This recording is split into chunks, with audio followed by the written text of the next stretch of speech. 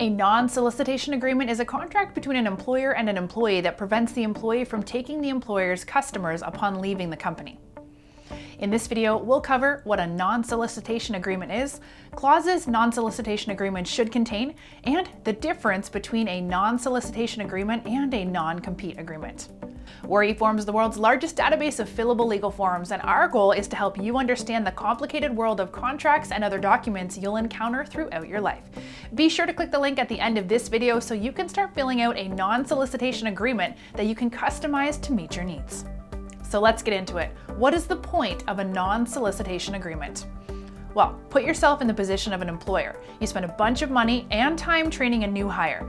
While that person is employed by your company, they develop relationships with clients you already targeted, marketed to, and won over. Now, say the employee leaves your company and starts their own company a block away. You probably won't be happy if the new company takes all of your customers because of the relationships built during a period of employment with your company. So this is why non-solicitation agreements exist. Sometimes they're standalone contracts. Sometimes they appear as a clause in a broader employment contract. But either way, they limit a person from being able to acquire the former employer's customers within a limited geographic area for a finite period of time. So what should a non-solicitation agreement include? It's important to note that laws and statutes differ in every state, so check out our website to get familiar with the rules where you live and work. In every state, however, there are some general clauses that you'll want to include in a non-solicitation agreement.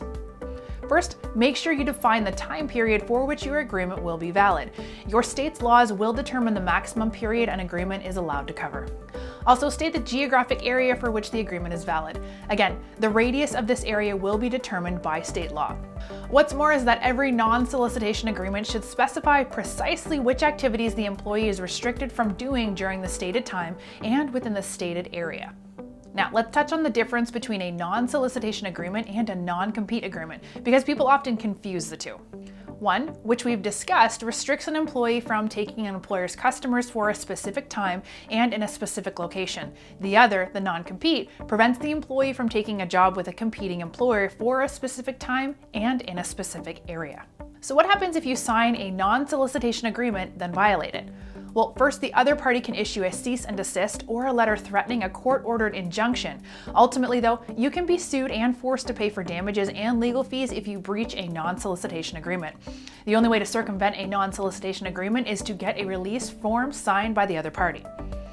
Click the link below to start creating your own non-solicitation agreement. Don't forget to subscribe to our channel as well for more videos that walk you through the confusing world of law and legal forms.